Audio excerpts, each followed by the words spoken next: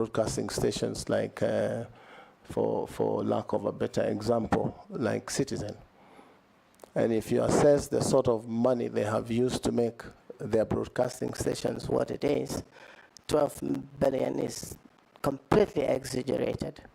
I should be able to go in there, send out a team to the world online, and find out what sort of equipment KBC requires and how it needs to be brought back into a world-class broadcasting station. If you put your TV on this evening, Mr. Speaker, and you put KBC, and there are young men and women in that house, you will almost get a bashing. What are you doing in that station? I want to be the one who sorts KBC. If you put it in your house, people will want to watch because it's got the right content in terms of broadcasting, entertainment, and things like that. You'll find a radio station from KBC. If you drive up the mountains, any part of Kenya, you will keep losing the wave because they say the equipments are obsolete. There is also a situation in the world that is happening now, Mr. Speaker, where you don't have to buy equipment. You can lease equipment. And the lessor of equipment is responsible for managing and keeping the equipment running. And if it fails, they bring in new equipment. That may be cheaper. Because if you buy equipment today and they say the life of equipment is about 5 years, so does it mean KBC should spend another 12 billion shillings in reorganizing KBC? I believe it can be a world-class broadcasting station with support from government for public broadcasting in public interest. But the other division that is commercial should be able to sustain itself. And that is something that I think we can do fairly quickly as a quick win. You talk of a debt. As I was receiving briefs, Mr. Speaker, there is debt to Telecom, debt from so-and-so, debt owed to CA. There's so much cross-debt in government sagas that some people say we will not pay because we are owed. You find a place like Telecom, when it comes to paying, they say it will affect public in this way or the other. But when it comes to their own dues of paying, they say they are private. So these are some of the things that we need to be able to deal with so that Caesar is given what is Caesar's. There's a lot of money out there owned across these agencies. And probably we need also to find whether we can legislate on how debt across government agencies can be controlled, like in any business. Mr. Speaker, we are talking about debt owed from one agency to another. Through this ministry, if I'm confirmed, Mr. Speaker, we should be able to digitize entire government business so that information is available. Even the issue that is very dear to the public in general in terms of pending bills is a very big issue in the country on pending bills. And you realize, Mr. Speaker, that Kenyans don't look at pending bills as a very serious concern because in my mind, pending bills, Mr. Speaker, is money borrowed from public. When a governor takes roads and gives contract of roads to Kenyans, for example, and he has not budgeted how those roads will be paid, a commitment is done, and a Kenyan entrepreneur will put in their money and do the roads and never get paid. So there's a lot of borrowing. You will find this to the tune, I think, of 150 billion owed to Kenyans by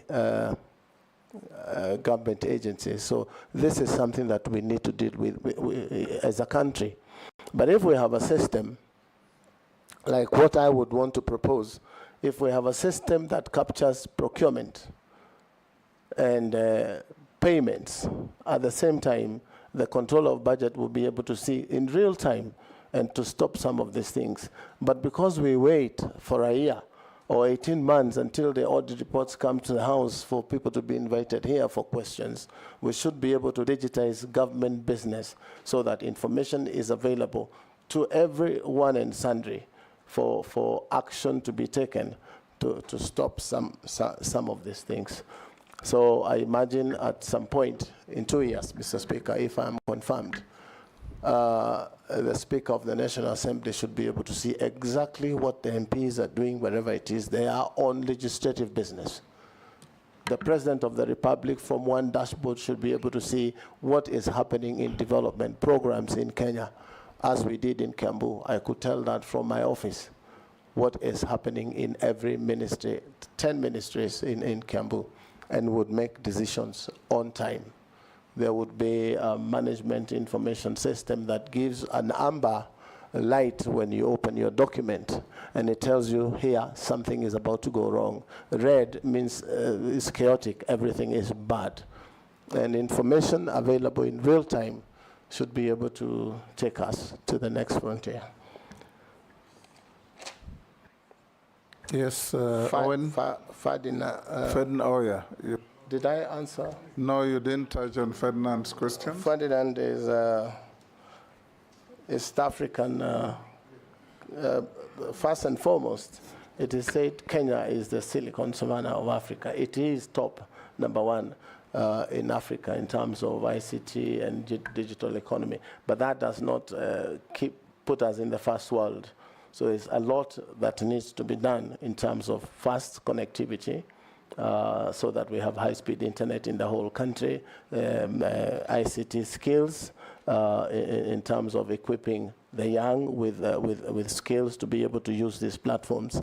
But again, our landlocked country neighbors should be able to use our infrastructure to get internet to Uganda, to Rwanda, and those other places. If only the bureaucracy between governments is sorted, so that we can take advantage of the position that we occupy in terms of ICT and digital economy in Africa.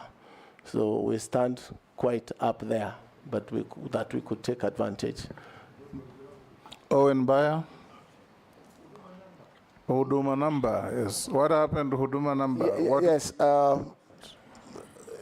One thing, Mr. Speaker, there's a lot of skepticism in the public about their information.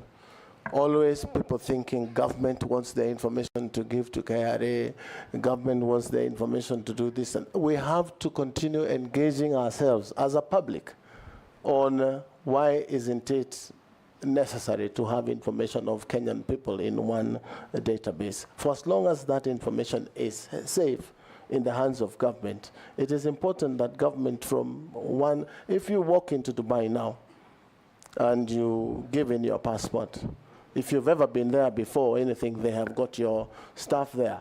If you are exiting Dubai, they tell you to look at the screen and you're taking your identity. The time you're kicked out of Dubai, you will never go back to Dubai again because your information is right there. So I think myself it's a myth that we need to deal with in terms of educating ourselves and having this open dialogue that government is not always bad. Because, you know, that is a sort of general feeling I have now. But it's working, it's something we can work on.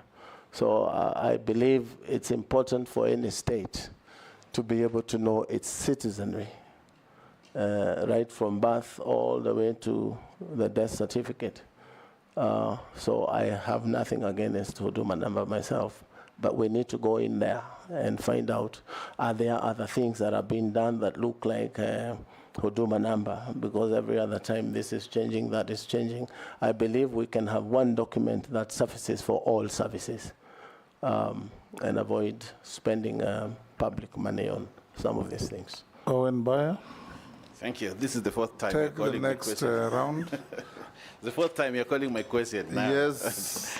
Thank you very much, Honorable Speaker. Honorable Speaker, I would like to ask the nominee this question that touches on collective responsibility as a binding note for Cabinet.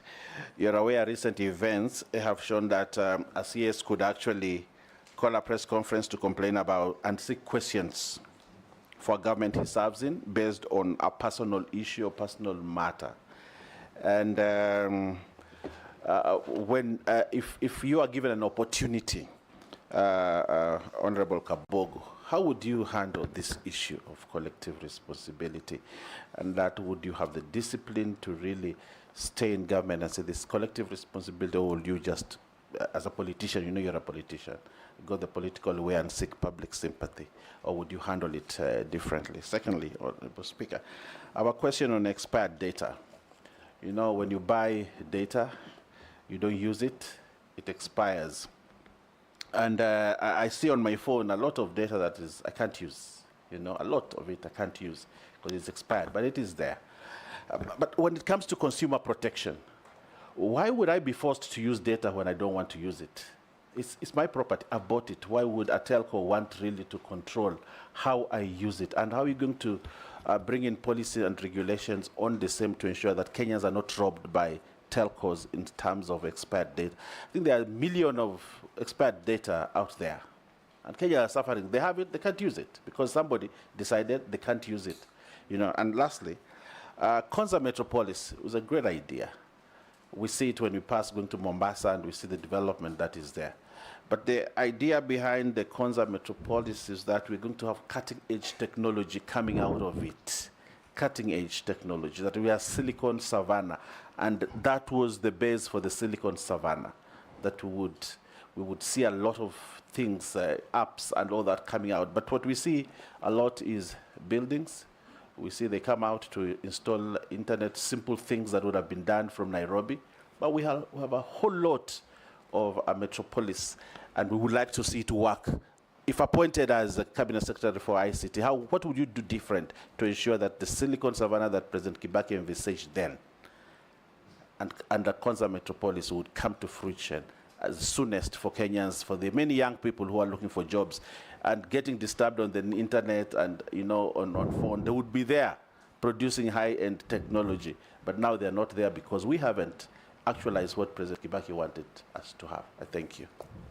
Robert Bui. Thank you, Mr. Speaker. First, you know, recently we had an international company that was also taking advantage, like these other big techs, and mining, data mining. You know, we found queues at KICC of young people lining up to have their irises, I think, copied.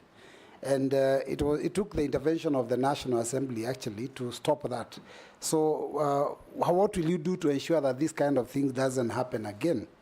Now, there's also the issue of pending bills that are owed to media houses by the government. And, of course, that has led to some of these media houses closing.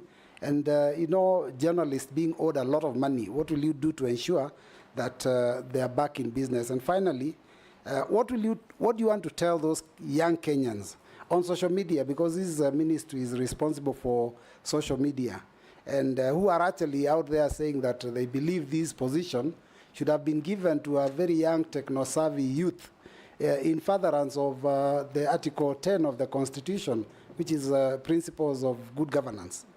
Thank you, Speaker. Let's take one more. In fact, two more. Mule. Thank you, Mr. Speaker. Honorable Kabogo, if you are approved by this House, and I heard you speak about Starlink, owned by the billionaire Enoch Marx from the US, what will you do to make sure that you protect the investment done by Kenyan companies like Safaricom, Telecom, and any other investment which has been done in the country, to make sure that Starlink does not come here and kill Safaricom overnight? You know the number of people working for Safaricom. The revenue collected by government from Safaricom is the highest. If we allow this under your watch, I think the Gen Zs will not let you smile. So we want to hear your views on that, because it's a connectivity issue and investment by Kenyan taxpayers' money in this country, and you must protect it. We need to hear that. Secondly, Vision 2030, which has emphasized a lot on development on knowledge-based economy, highlighting the importance of ICT in this country, through education to enhance productivity and efficiency is key. And you are getting into this ministry whereby we have only 5 years to actualize the Vision 2030. That's 5 years to go. And we still have the Concert City, which is supposed to, and it was one of the flagship of this, to make sure that digitization and ICT integration in the schools is well implemented. What will you do in the ministry to fast track this and probably leave a clear legacy to make sure that the vision for Honorable the late Mwai Kibaki of Vision 2030 is achieved? Thank you. Raso, I'll jump you to Sharia. He says he wants to ask a question and shortly leave for a meeting. Sharia? We're actually going together. You are going together? They are fasting. No, it had nothing to do with religion. Thank you, Mr. Speaker. Mheshimiwa Kabogo, there was a recent public notice issued by the Communication Authority on tax compliance for mobile devices in Kenya, which has raised concerns among consumers and stakeholders regarding its implementation. To your knowledge, what is the intention of this notice and its relation to the government agenda on telecommunication security? Thank you. So, Raso, if you are going together, then I'll give you the opportunity. Mr. Speaker, he seems not to have gotten the question. He wants me to repeat it, is it? Okay. Through the chair. Through the chair, okay. Thank you, Mr. Speaker. There was a recent public notice issued by the Communication Authority on tax compliance for mobile devices in Kenya, which had raised concerns among consumers and stakeholders. To your knowledge, what is the intention of this notice and its relation to government agenda and telecommunication security? Thank you, Honorable Speaker. Okay, Raso. Honorable Raso. Thank you, Honorable Speaker. Honorable Speaker, I walked in late. My name is Dido Raso, MP for Saku. Honorable Kabogo, if the House approves your nomination, your ministry will be mouthful: information, communication, and the digital economy. The world has moved there. Actually, you will be sitting at the center of the world. The problem in Kenya today is about cyber security, about cyber bullying, and cyber attacks, and cyber crime. Currently, we have 20,000 services on eCitizen. If those sites actually are attacked, it means Kenya will be closed for a minute, for a day, even for a month. If you'll be given this position, there's the balance between securing Kenya, but also opening the digital economy for business. How have you placed yourself that Kenya runs, but at the same time, Kenya is secure? Thank you, Honorable Speaker. You can respond to those four. Thank you, Mr. Those Speaker. five, actually. Yes. The first one was from, I think, Honorable Baya, Owen Bayer. about collective responsibility. That is the issue, the whole world, where collective responsibility is supposed to be. Excuse me, Mr. Speaker. And you talked about a recent situation where a minister of government came out and broadcasted dissent or his dissatisfaction on the issue of abductions. And I simply, from where I sit, and you said I'm a politician, I'm more a leader than a politician, because the politician thinks about the next election and the leader thinks about the next generation. So I belong to that other side. But from where I sit, that was very irresponsible of the Honorable J.B. Muturi, if I may say so, Speaker, without saying more. If I was or I were on his position or in his position, I would have taken my dissent to the appointing authority And if I was afraid of facing the appointing authority, I would go to cabinet and air it there. And if I'm not satisfied, tender my resignation. I resign because I don't believe in what the government is doing in terms of abductions. But politicians, that's what they do. I hope I have answered you. Then there was a question of expired data. Mr. Speaker, I personally have been a victim of buying data. And the next week or so, I was told my data had expired. And if you go to my Twitter handle, I did express my concerns to Safaricom. And I said we should stop now using Safaricom. At that point in time, that was my belief. And I explained that you cannot go to a shop, Mr. Speaker, and buy sugar, and then come to my house and tell me how not to use or how to use that sugar. And I think I want to inform the member, since then, I really had a back and forth with Safaricom. Now they give you an option of buying, I'm not speaking for Safaricom, but they have an option of you buying data without expiry or data with expiry. So ujitume, ununue, whatever it is that you feel is good for you. But that is, it was very disappointing for me that day, and I believe for most Kenyans. Mr. Speaker. Yes, Owen? I mean, I think we need a policy, because if you make expirable data more expensive and data that does not expire cheaper, then what you're doing is you're robbing citizens. So I think we need a policy to stop this daylight theft, because there's something called consumer protection in this country. And I think the Minister of ICT owes this country a duty of care to protect consumers of data, to just have non-expirable data. Thank you. So Mr. Speaker, I agree entirely with the member. And if I'm confirmed, I'll fix it. I'll fix it.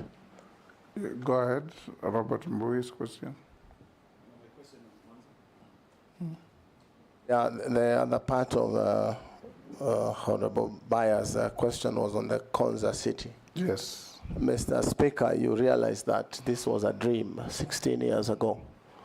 And things were different 16 years ago. And from where I sit, if I'm confirmed and going, we shall put the issue of Konza City on the table and reevaluate whether the original dream still stands and what it is we need to do with the very huge investments that have been put in Konza.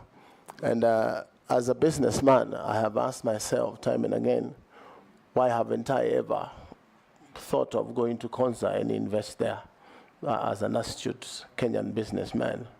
And in my mind, Mr. Speaker, is that there is nothing attractive from the businessman point of view, because I've seen others come up in Dubai. I have invested there. I've seen others in other places of the world. So really, Mr. Speaker, we need to reevaluate the concept of Konza City. A lot of money has been put in Konza on infrastructure. Phase 1, almost 95% complete. But my question is, what is it we need to do to make Kenyans themselves and foreign investors be attracted to investing in Konza? You know, Nairobi is competing with Konza. So we must have an incentive scheme that sends people and international investors into Konza, like tax holiday, duty-free status, land available at almost zero rate, so that they can put huge investments, is to create the demand and the need of people to invest in Konza. And that would be a game changer. There's something in the world that is happening now called tokenizing. We can raise money from public and from investors and buy tokens for Konza so that it can build itself. But always when it's a government project, people tend to want to go slow on again, bureaucracy, again, the way decisions are made. I have had a little bit of a briefing on Konza, and there are many things that we will put on the table and see whether we still have to do business that way. I'm told Konza city is building hubs. The 1450 or the first 100 hectare, which is the authority responsible with connectivity, will do internet. Konza will do the structure, and hectare will connect, from what I understand, and then probably give an ISP to run. Is it really the right thing to do for Konza to build these hubs or concentrate on the core mandate of Konza? This is questions I will need to ask until I'm convinced that that is the way to do this business. So there's a lot that will be on the table of the ICT minister in as far as Konza city is concerned, because 16 years ago, it was a great idea to have Konza as one smart city. But today, you would see that we need to devolve and have smart cities almost in every county. And that's the way the world is going today. Why don't we have the Elon Musks of this world investing in Konza city? Do we risk losing the total amount of money that has been invested in Konza? Then there is land being given. For how long has this land being given has been going on? What is the criteria? Are these people going to invest, or they are people who speculate? These are things that the ministry needs to look into and reorganize Konza the year today and not 16 years ago. That's from an outsider's point of view. Data mining. This is something that I'm not sure who asked, but this is something that You're not sure? You're not paying attention? Sure. Second? You are not sure who asked? I'm not sure. I didn't get the name. That's why I'm saying. Robert but I know, Mui. I know it is a member sitting just there. So sorry, I did not get your name. But be that as it may be. Does that tell a story about you? All these members introduce themselves to you.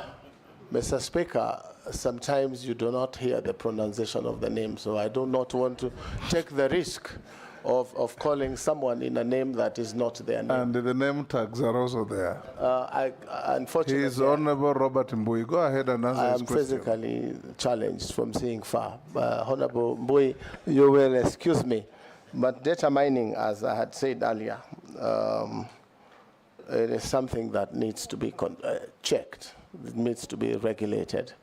What sort of data is going into whose hands? You did give an example of a company that was collecting, I think, data from Kenyans, and they were paying. So government should be able to regulate who is it that is collecting data from Kenyans.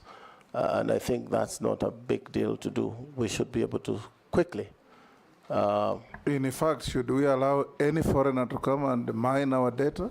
In my mind, we should not, unless it is done through a government agency. And for what reason, Mr. Speaker, we would want to give data of Kenyans to foreigners? For me, that is a straight no. But you find that Kenyans are very enterprising, Mr. Speaker. When the rumor was that you get 10,000 shillings after you register, sometimes Kenyans don't give a damn of some of those things as long as there is some enterprise happening. So we should be able to engage people and them understand that it is wrong for them to give data to anyone. So I want to tell Kenyans to be careful on who you allow to take information from yourself. But if we have rules and regulations on how this thing is done, it can be controlled. Now, Mr. Speaker, I think it's Honorable Mule. I got... Yes, Robert? You haven't finished my questions on pending bills and what Kenyans on social media are saying about this docket.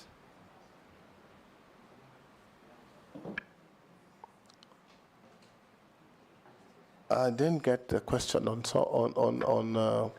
pending bills, what it was. Yeah, it was about pending bills that the government owes to media houses that have led to some of them collapsing and journalists not being paid so much money. So what will you do when you get into office? And the other one was what Kenyans are saying on social media. They're saying that this docket should have been given to a young, techno-savvy youth in furtherance of Article 10 of the Constitution. So what do you have to say about that? Let me deal with the first one because it's fairly easy. The issue of pending bills, Mr. Speaker, I had addressed the issue of pending bills to Kenyans, not now media owners, Kenyans themselves who've built roads, who've built hospitals, and their money is held by government. I'm saying we must have a way of controlling pending bills. And if we digitize government procurement, media houses procurement, no one will go and spend money they cannot pay. And I gave an example of a governor who walks into office, like I left office, somebody else walked in, and quickly they want to commit money for roads, for either one reason to build roads or another reason. And Kenyans quickly run and put their money into those programs or projects and to wait for many years not to be paid. There must be a way we can legislate on the issue of committing funds that you do not have. But if I am confirmed. Well, there is already a legislation. The PFM Act says it's a criminal offense to procure goods or services in a public entity without an attendant budget. I am guided, Mr. Speaker, but you will see pending bills of some counties. For example, not even media houses. A county has a pending bill list of 7 billion, but their budget for development for 1 year is 1.1 billion. So really out there are many criminals that need to be brought to book. Very many criminals, including government itself. When you procure services of a media house and you do not pay, again, it touches on the same thing, procurement. And you will understand, Mr. Speaker, that there used to be something called e-procurement, which doesn't work. I am sure it doesn't work for a reason. Because if e-procurement works and IFMIS works, and the controller of budget is in between, you would never be able to commit money to projects for as long as those systems are working. So again, the laws are made here. Sometimes they are not enforced, like you're talking of the misuse of computer and cyberbullying and all those things. The law is there. It's just the enforcement. Suffice to say, there is now a new app. Yes, Mr. Speaker, I wanted to clarify that some of the pending bills, the Honorable Nominee, it's not necessarily that there was no budget that was there. There was budget and government procured the services, but there was no exchequer when the service was done. There was no money. You know, government, a budget is a document of intent. So they go and collect money. If they don't collect enough money, then they have no money to pay. That is the way it is most of the time. And if you can pay, if you can deal with the pending bill in your ministry in the manner that you understand, the better for the government. Sure. Mr. Speaker, if you allow me to school my friend, Honorable Junet, a little bit on the issue of pending bills, is that the money was not there then. But if you look at it aggregately, the total is that if you have closed your books of the year and you have 7 billion spending bills, and the following year it turns to 9, it means there was no money for that particular project. Otherwise, if it was, you should be able to clear your bills in the successive year. But how you can accumulate 7 billion as your pending bills, even if there was no money exchequer then, it means there was a 6-point-something billion that you spent that you could not, you should not have spent. Mr. Speaker, let me ask the nominee this question then. The pending bills, for example, for roads, is 700 billion shillings at the national level now. So does that mean that all that procurement was done without a budget? The simple answer, Mheshimiwa, is as the Speaker says, the PMF Act stipulates how you spend government money. Speaker. So, Dawood, what is it? Can he respond to that first? Yeah, it's regarding the pending bills he's speaking about. I want to ask him, because he was the governor of Kiambu, when he left, what amount of pending bill did he leave behind for his successor? Mr. Speaker, that is an easier one. It was about 300 million, and these were projects running between my the second last year of the term, and we would have been able to pay those pending bills in the following year. But today, I hear it stands to 6-point-something billion. I would not say why. Can you respond quickly? We're running out of time.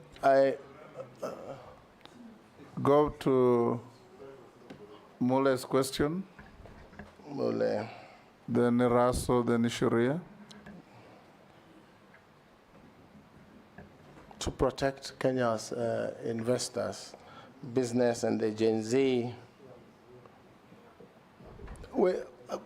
sometimes government buries its head in the sand and pretends sometimes not to know exactly what is happening.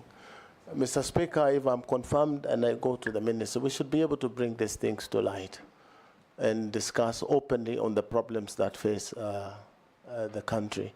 You also asked me why me and not a Gen Z. Mr. Speaker, this country has room for all of us. Gen Zs, millennials, and yourself and I, Mr. Speaker. So that you didn't appoint yourself, so no, you don't have to belabor that. Thank you, Mr. Speaker, for go on and answer the question. Your guidance. Yes, I think I have answered Mr. Mule's questions. Point of order, Mr. Speaker, and I'm sorry to call for a point of order. Who is that? Myself. Yes, Mule. Maybe I can repeat my questions to the nominee because he seems to have lost track of the question. My first question was, earlier you had alluded that you can have a discussion with Starlink.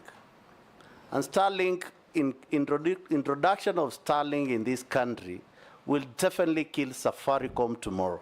Yes. And therefore, the government will lose the revenue they have been collecting from Safaricom and also the investment they have done on the fiber cable. Right. My question is, how will you protect foreign investors not to come and kill Kenyan's company on the expense of what they intend to do in the country, despite that there are satellite on the river? There is massive investment of fiber cable in this country. Question number 2, we are talking about Vision 2030. The emphasis is that the development of knowledge-based economy, highlighting the emphasis of ICT integration in education to enhance productivity and efficiency within the country. How will you use the office, if approved, to make sure that ICT become a key pillar in education sector in this country, to make sure that we don't have this issue we are facing whereby we cannot leverage on what comes out of the school and take advantage of the concert city as it was envisaged by the Vision 2030. Thank you. Thank you, Mr. Speaker. Honorable Mule, the issue of Starlink that I referred to when I think I was answering Honorable Koichi's question was in as far as we don't have fiber optic and we don't have masts in places like, for lack of a better example, Garissa or one of those places. And masts of aerial masts of Starlink are available. And as we speak now, today, Kenyans are using Starlink. I am told by CA, the regulator, that they are in talks with Starlink on conditions that they've been given to work in Kenya. And I'm sure those conditions will surface in the matter that you raise. It's also important to understand that most of the investors in this field are also foreign, and they are private businesses. As a businessman, where I stand, we should be able to create a fair playing ground and competition for businesses, because again, it will be unfair to protect some modern and innovative ideas from coming into society like Kenya, simply because we would want to protect. I'm sure the regulator should be able to find a balance where we do not lock out. I will tell you that from where I sit, I know that Starlink has given a lot of work in Nairobi in terms of connectivity until they do not have the frequency anymore. But Kenyans, as innovative as they are, they're able to go to Meru, buy a Starlink dish and activate it in Meru and bring it back to Nairobi. One is the speeds that Kenyans are talking about, because you will get speeds of up to 200 Mbps on a 2,800 fee, and that is what Kenyans want, value for money. So we should be able to strike a balance on those things. Education part of it. I'm sure that if I am confirmed, we should be able to set out a curriculum that will be used in TVETs, used in the constituency hubs and in the ward hubs as training centers for Kenyans to acquire the necessary skill as one of the pillars in the master plan for ICT and digital economy, and then use the young innovators, the young Gen Zs and others, to be able to start their own small hubs where every corner of the country a Gen Z will be involved in digital enterprise for their own good. So that's my take. There was a question from Shuria about the CA tax compliance. I'm not sure exactly what that was. If I can get yeah? I'm not sure exactly, Speaker, how. He's left.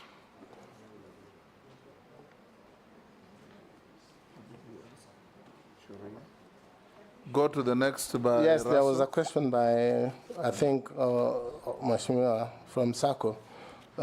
Problem of cyberbullying and attacks, especially the threat on the 20,000 services on e-citizen. Again, Mr. Speaker, this is the issue of control and regulations of what, so that we can create firewalls and things like that that stop interference and hacking of government services. And it has happened in the first world, and we should be able to do that ourselves here in Kenya. So we should be on the forefront in making sure that these services are free from interference from hackers, attackers, and bullies. Rahab, you'll pass. Mishi? Thank you, Honorable Chairman. Honorable Chairman, much of the vital questions have already been asked, but I'll just ask a few of them. My first question is on the internet outage by service providers, which often disrupt businesses, education, and access to critical services, leading to significant consumer losses. If approved, what policies or regulations will you implement to ensure internet service provider compensate users for prolonged outages? Furthermore, how will your ministry enforce service level agreements to guarantee reliability and accountability from providers? My second question, our constitution envisage right to information, and as Parliamentary Service Commission, being one of the commissioners, we have a dream of ensuring that Kenyans can follow live proceeding in our parliament, both the houses, that both in the chamber and also in our committee meeting. We have tried, but we have limited resources. Do you think there is a room for collaboration between your ministry and Parliamentary Service Commission to ensure that we actualize this dream? And my last question is to appreciate and consider the recent completion of the Mombasa to Malaba fiber project aimed at enhancing connectivity. My question will be, what specific programs are you going to put in place to ensure that the local communities can benefit, and in particular the youth within those counties where we have that project of Mombasa Malaba fiber project, to ensure at least we have like digital literacy and access on online opportunities? Thank you, Honorable Chairman. Yes, nominee. Thank you, Chair. On the issue of internet outage, again, this is a big problem in the country, and every time you call these providers, they have stories that they are not aware. So we probably may need to do some regulations that and ask every provider to be able to monitor outage. But it's tricky because you will find, Mr. Speaker, we have some providers who have capacity of 1 gig in a certain area, but they have acquired or given internet to double that capacity, meaning every other time half of the places will not be working.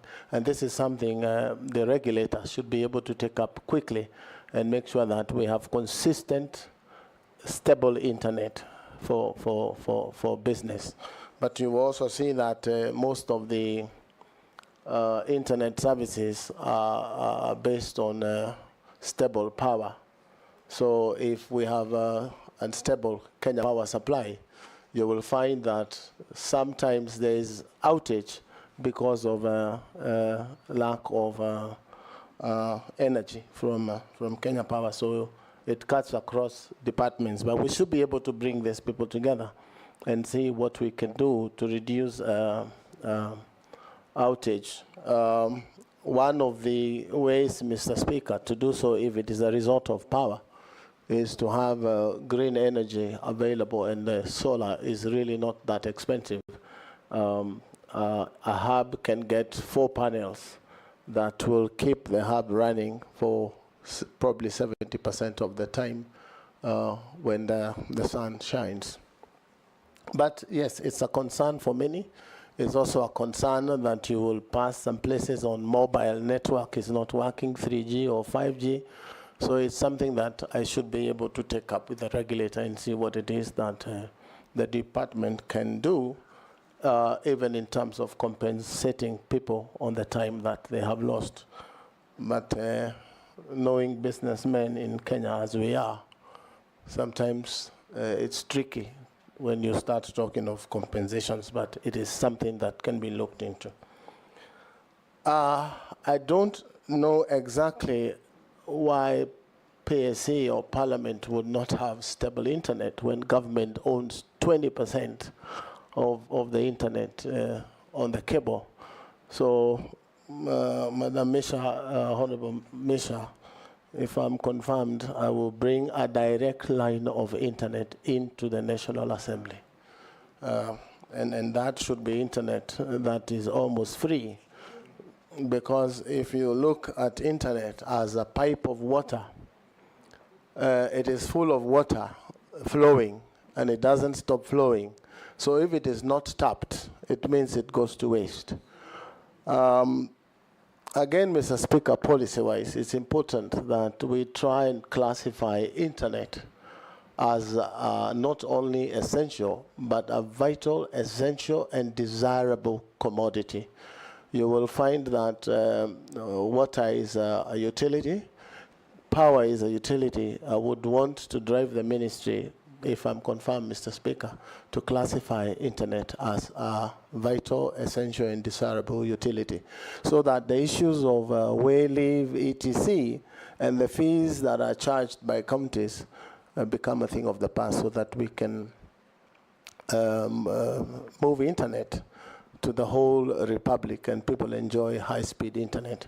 You will find that even things like hotspots that were put by government, most of them are not working because they were put, internet connected, the switches were put, the extenders were put in place, but there was no sustainability plan.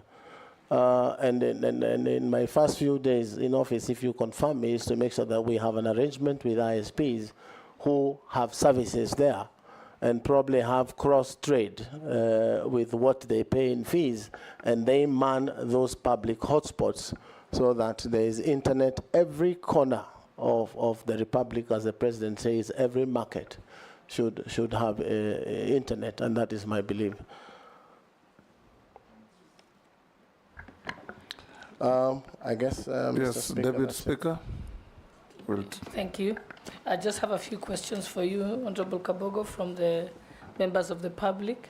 One person has asked, how will you balance the need for regulation within the digital economy to ensure innovation and competition while protecting consumer rights and preventing monopolistic practices by major tech players? That's one question.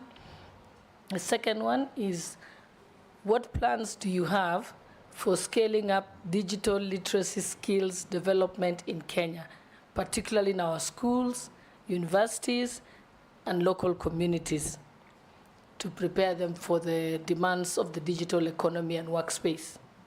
And last,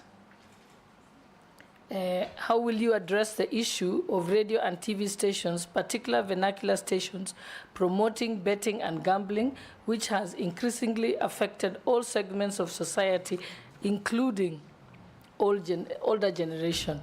What measures will you implement to regulate such content and protect vulnerable populations and curb this negative social impact through caused by excessive gambling? Good. Those are questions sent in by members of the public. Thank you. Let's take one more from Naisula. This is a direct question. If approved for appointment, what 5 key deliverables can the youth of Kenya expect to see from your office in the short and medium term? Mary Masse, you have a question from a member of the public? Yes, from the member of the public. Is saying, digital services require public trust. How would the CS nominee maintain ethical standards in the use of technology, especially in projects that involve surveillance or data collection? And then the second one is, ICT projects have historically faced challenges related to corruption and mismanagement. What specific measures will the CS nominee implement to ensure transparency and accountability in ICT procurement processes?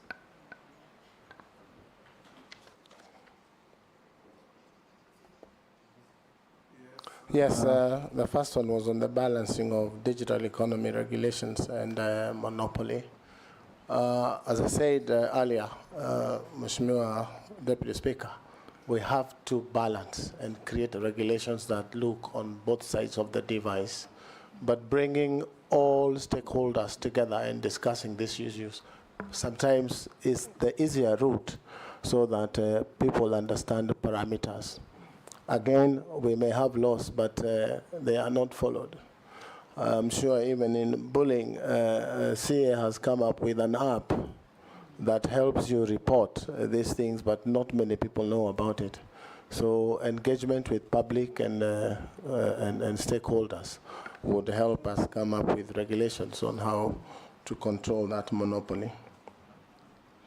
Plans on how to scale digital skills. We have said we develop curriculums on TVETs in secondary schools and all these things, which we will work together with the Ministry of Education to make sure that this very vital tool is available to Kenyans through secondary, TVET, and even primary schools.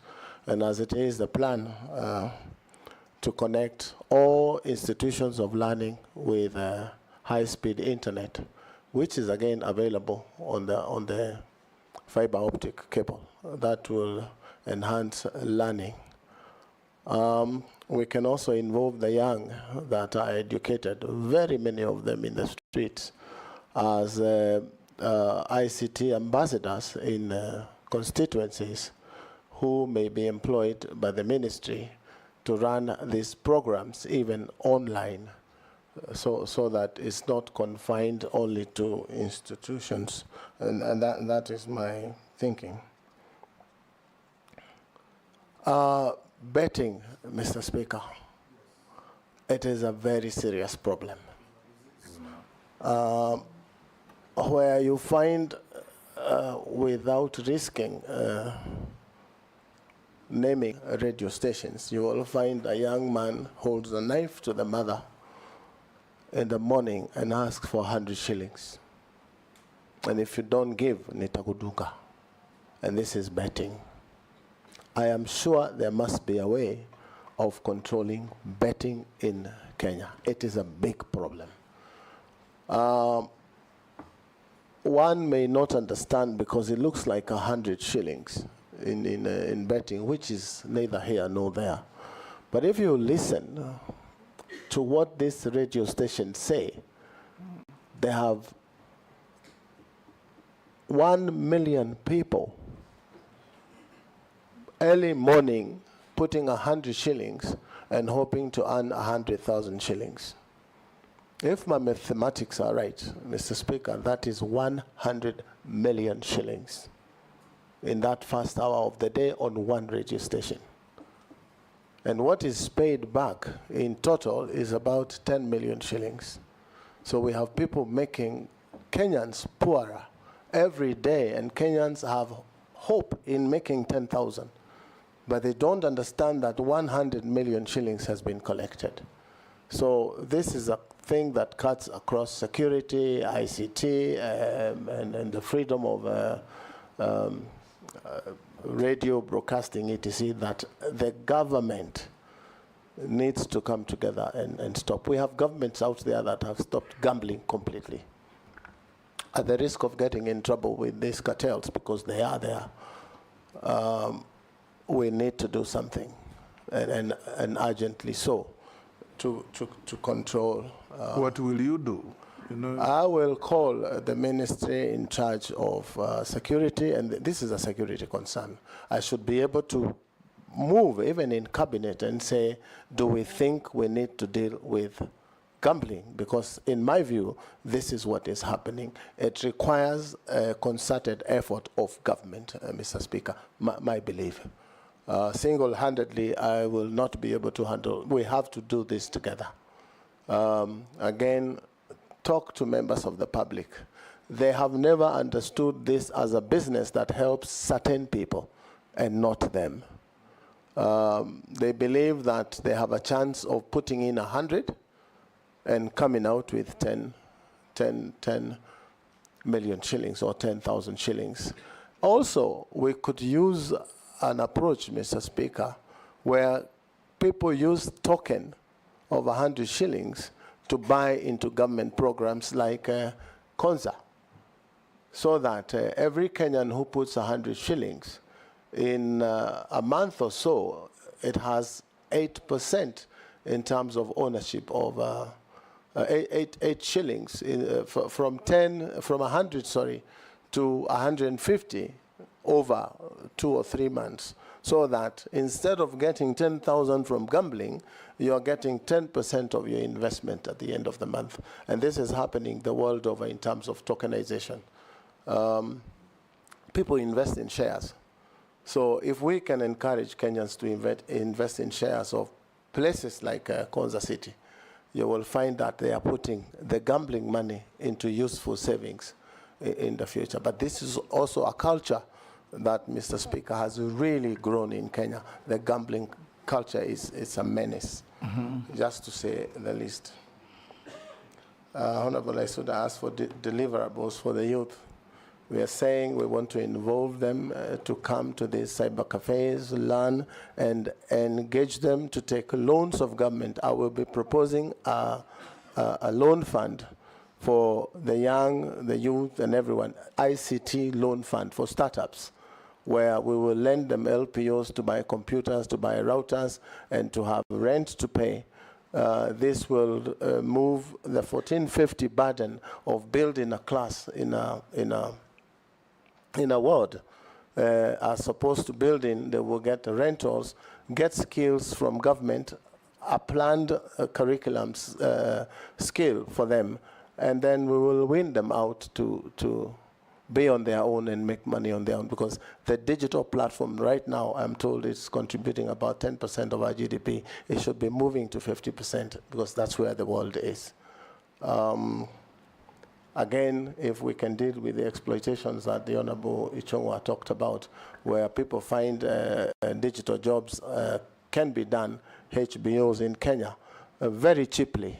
If we regulate that and make them get a good share of their contents, you will see content creators right now are crying that music played on radios, etc., that money never gets to them.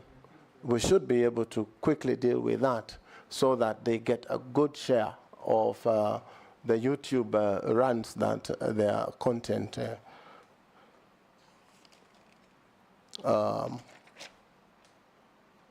transparency. Very massive. Mr.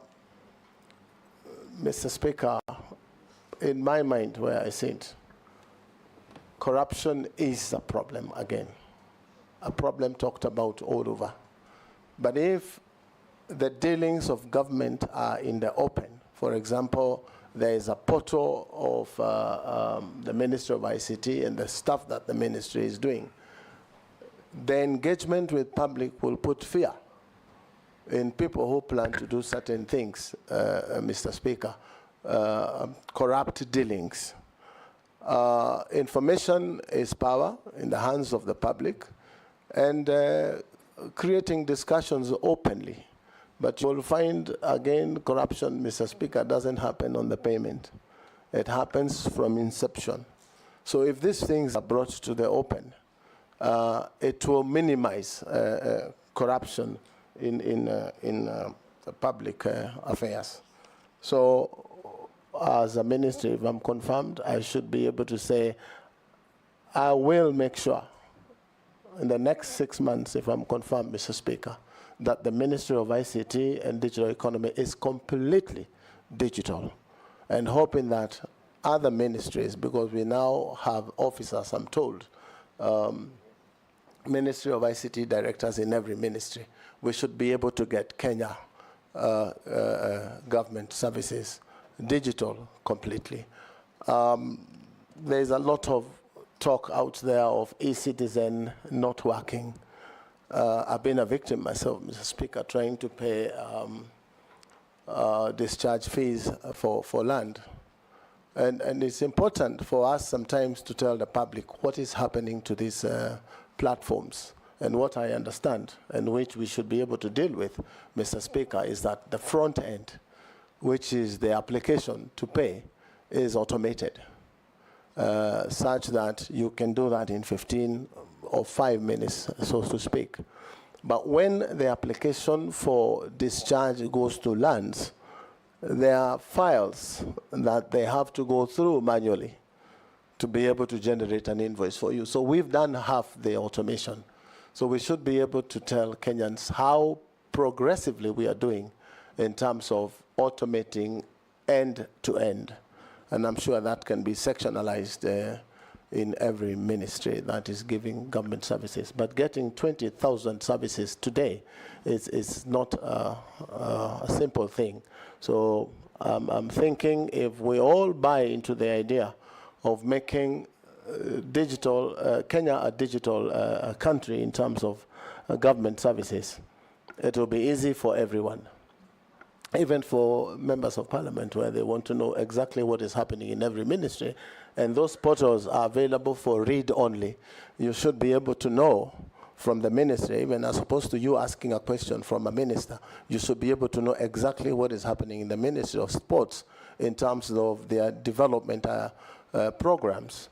So, Mr. Speaker, it's a journey that is worth taking, and we are equal to the task as government service providers. Thank Mr. Speaker, you, Mr. nominee. Speaker, Yes. probably just correct. Standard Media have put out that he said 1912 is when he started using computers. I just want him to clarify on record so that Standard Media doesn't play around with it. Born 1912. Yeah, I know. I know. He's only 60. He was born in 1961, but Standard Media have said he started using computers in 1912. That's what they have reported. So we need to, he just needs to just say it. Mr. Speaker, I had said earlier that I had issues with the Standard, and I took them to court and made a little bit of money. So surely, I was not around 1912. But if they don't withdraw, I shall do what is necessary, Mr. Speaker. I thank you. Or simply tell the country when you started using computers. Yes, I had said here, and it's on record, Mr. Speaker, that it was 1992. Yes. And I remember it very well. That's because what that time Somalia had just gotten into problems. Where did the Standard pick 1912? So probably he had 12 instead of 92.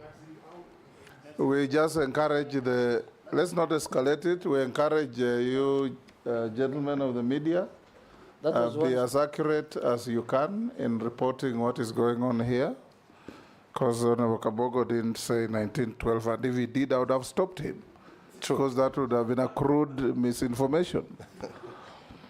Honorable Kabogo, there's one more Kenyan called Muhuyo,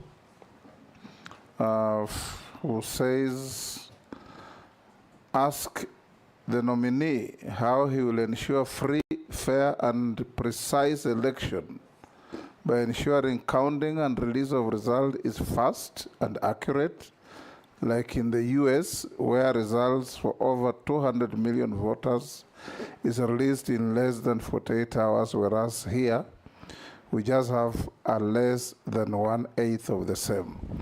He's also, of course, not factually correct, because we know the case of Florida in the US. Yes. But you can answer. Mr. Speaker, thank you. That is a very genuine and good question. Yes. But the ministry that probably, if you confirm me, will have very little on the issue of elections because there is a body. But as a Kenyan, Mr. Speaker, I would want a situation where I walk into a ballot room where elections are being held. I am identified digitally, I vote digitally, and my vote is counted that minute. That is a dream that every other politician who has suffered things like I have suffered on issues of elections, it will be a thing of the past, but it's a dream for many countries. Before I come to the final issues, Honorable Kabogo, as a Kenyan, and if you are confirmed, you've been repeatedly asked here about cyberbullying, pornography, and dirty material on the net that's accessed by our children. We were in Australia in October, and the Prime Minister of Australia was moving a bill, the Prime Minister himself, to curtail access to social media by under 16s because of these kind of reasons. I'm not saying you need that kind of drastic action, but from where you sit, what ideas do you have in protecting children under 16s from access to filth material that is all over? Mr. Speaker, I meet many parents who cry and say, look, I walked into my son's room and I didn't believe what I saw. How old was your son? 7. I walked into my daughter's room, I didn't believe what I saw. How old is your daughter? 10.